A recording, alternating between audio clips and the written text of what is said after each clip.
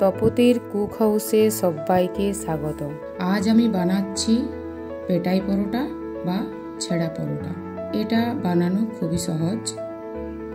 এই পরোটা বানানোর জন্য প্রথমেই পরিমাণ মতো ময়দা নিয়ে নিচ্ছি, অল্প লবণ দিয়ে দিচ্ছি আর অল্প চিনি। এরপর এটাকে ভালোভাবে মিশিয়ে নিচ্ছি। আপনারা চাইলে তেল বা বেকিং সোডা ব্যবহার করতে পারেন, আমি এখানে ব্যবহার করিনি। আর এটাকে অবশ্যই গরম জল দিয়ে মাখতে হবে। সাধারণ পরোটার মতো মাখাটা শক্ত হবে না, এইভাবে একটু চিটচিটে করে মাখাটা হবে। এরপর এটাকে আধ ঘন্টা রেস্টের জন্য রেখে দিলাম। আধ ঘন্টা পরে চলে এসেছি। এটাকে খুব ভালোভাবে 5 মিনিট মতো এইভাবে দোলে দোলে মেখে নিতে হবে। এরপর এখানে আমরা তেল দেব। এরপর এখানে আমি তেল দিচ্ছি। তেল দিয়ে আর একটু মেখে নিলাম। তারপর এইভাবে আপনারা ডোটা যেমন খুশি নিতে পারেন, যেহেতু পরোটা তার জন্য একটু মাঝারি সাইজের ডো নিয়ে নিলাম।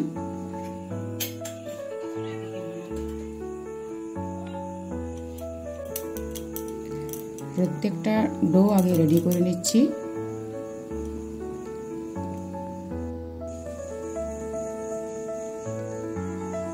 তারপর একটু তেল দিয়ে ওই ডোগুলোকে হাতের সাহায্যে অল্প মেলে দিচ্ছি। তারপর বেলনার সাহায্যে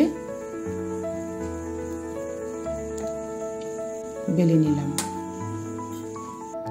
এরপর ওই বেলার উপরে অল্প তেল দিয়ে পুরো পরোটার গায়ে মাখিয়ে দিলাম আর অল্প ময়দা ছিটিয়ে দিলাম উপরে।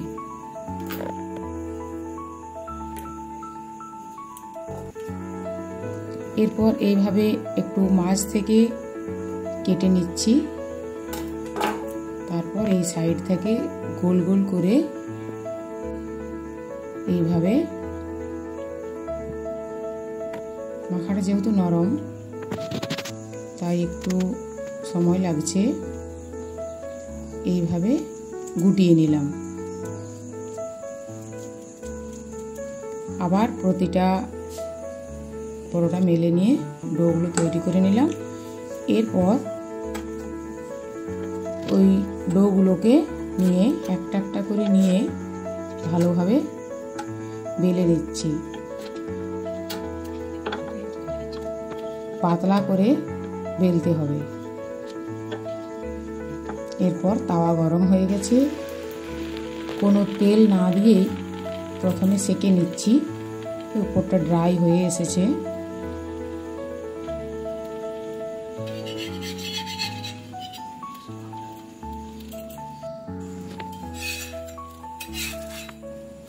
পাল্টে দিলাম। এভাবে একটু ওলট পালট করার পর তেল ব্রাশ করে দিচ্ছি। দেখুন পরোটাটা ফুলে উঠেছে।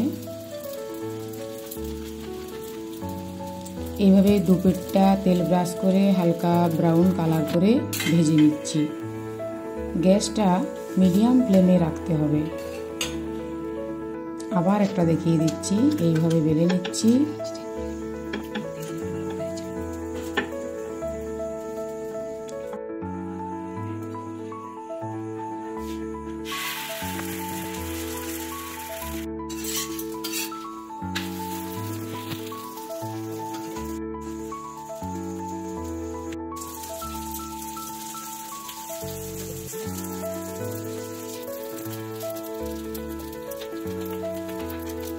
আবার এইভাবে লোট পালট করে সুন্দরভাবে ভেজে নিলাম।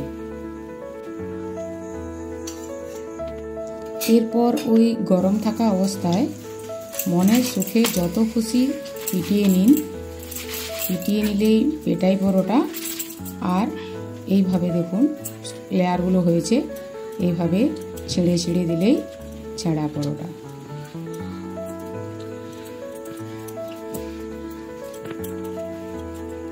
এরপর গরম গরম আলুর দম বা ছোলার ডাল ইত্যাদির সাথে পরিবেশন করুন। ভিডিওটি ভালো লাগলে লাইক, কমেন্ট, শেয়ার করবেন। আর যারা আমার চ্যানেলে নতুন তাদের সাবস্ক্রাইব করার অনুরোধ রইল।